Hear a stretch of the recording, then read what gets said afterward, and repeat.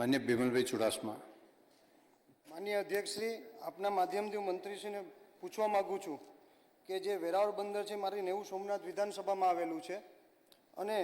ત્યાં 41.69% કામ થયેલું છે અને 103.88 કરોડનું કામ થયેલું છે। ત્યારે આ બંદર ઉપર જે નબળી ગુણવત્તાવાળું મટીરિયલ એમાંથી ટેટ્રાપોલ, બ્લોક અને કોન્ક્રીટનું કામ કરેલું છે। તો આ તમામ ટેટ્રાપોલ, બ્લોક અને કોન્ક્રીટનું કામમાં કોડ કટિંગ ટેસ્ટિંગ કરવા માગો છો કે નહીં, અને કોડ કટિંગ ટેસ્ટિંગનું જ્યાં સુધી રિપોર્ટ ન આવે ત્યાં સુધી આ કંપનીનું પેમેન્ટ અટકાવવા માગો છો કે કેમ? આજરોજ જ્યારે આજે વિધાનસભામાં પ્રશ્નોત્તરી હતી ત્યારે સવારે પ્રશ્ન નંબર 8માં ભારતીય જનતા પાર્ટીના ધારાસભ્ય દ્વારા જે મારી વિધાનસભા આવેલી છે સોમનાથ વિધાનસભામાં, એમાં વેરાવળ જેટી બની રહી છે એ જેટીમાં એમને પ્રશ્ન પૂછેલો કે આ જેટીનું કામ કેટલા ટકા પૂર્ણ થયું છે ત્યારે અને એ જેટીમાં કેટલો ખર્ચો કરવામાં આવ્યો છે ત્યારે સરકાર દ્વારા અને મંત્રી દ્વારા જવાબ દેવામાં આવ્યો કે 41.69% કામ પૂર્ણ કરવામાં આવ્યું છે અને 103.88 કરોડનો ખર્ચો કરવામાં આવ્યો છે। ત્યારે એ મારી વિધાનસભાનો પ્રશ્ન હોય અને મારી વિધાનસભાના વેરાવળમાં જે જેટી બનતી હોય એ જેટી બને છે આરકેસી લિમિટેડ જે કંપની છે, વિકાસપટ્ટનમની કંપની છે અને આ કંપની જ્યારથી આવી છે ત્યારથી વિવાદિત હંમેશા રહ્યું છે। ઘણીવાર મટીરિયલના કામમાં વિવાદિત થયું છે। ત્યારે મેં પેટા પ્રશ્ન પૂછેલો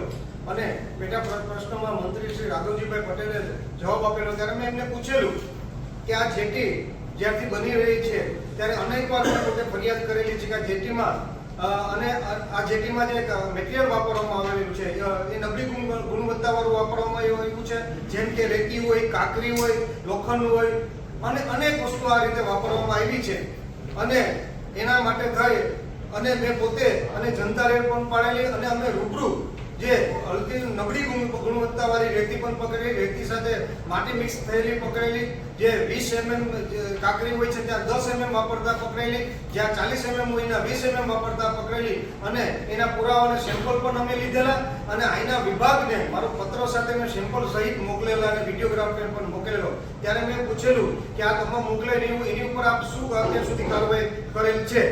અને બીજો પ્રશ્ન મેં એ પૂછેલો કે આ જેટલી જે નબળા મટીરિયલ વાપરવામાં આવ્યું છે એમાંથી ટેટ્રાપોલ બનાવવામાં આવ્યા છે, બ્લોક બનાવવામાં આવ્યા છે અને કોન્ક્રીટનું કામ કરવામાં આવ્યું છે। તો આ જે કોન્ક્રીટનું કામ, બ્લોક અને ટેટ્રાપોલ બનાવવામાં આવ્યા છે તો આ તમામને તમે કોર કટિંગ કરી અને ટેસ્ટિંગ કરાવવા માંગો છો કે નહીં, અને જ્યાં સુધી ટેસ્ટિંગનો રિપોર્ટ ન આવે ત્યાં સુધી તમે એનું બિલ અટકાવવા માંગો છો કે નહીં? તો એના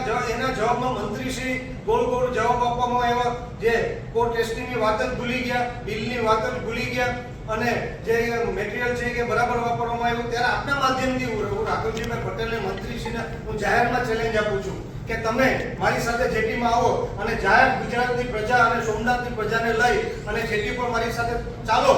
અને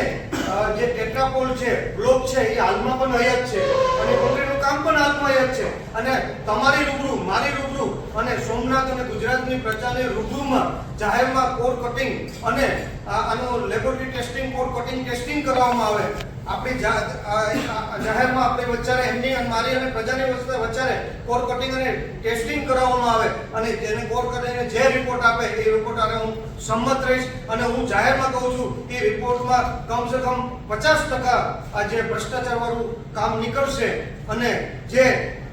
અત્યાર સુધીનું જે બિલ દીધું છે એ પણ ખોટી રીતે દીધું છે, ખોટા રીતે ટેસ્ટિંગ કરીને દીધું છે। ત્યારે હું ફરી કહું છું કે જાહેરમાં કોર ટેસ્ટિંગ કરાવે એટલે 50% આ જેટીના કામમાં ભ્રષ્ટાચાર નીકળે। એ જ રીતે માંગરોળ જેટીમાં પણ અવારનવાર રજૂઆત કરેલી હતી પણ ત્યારે પણ આ જ રીતે જે વિભાગે અને મંત્રીએ કે જે વિભાગના અધિકારીએ જવાબ ન દીધો, આજે તમે માંગરોળની જેટી છે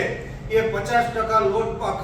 50% પૂરી થઈ ગઈ છે। એક વર્ષમાં 50% માંગરોળની જેટી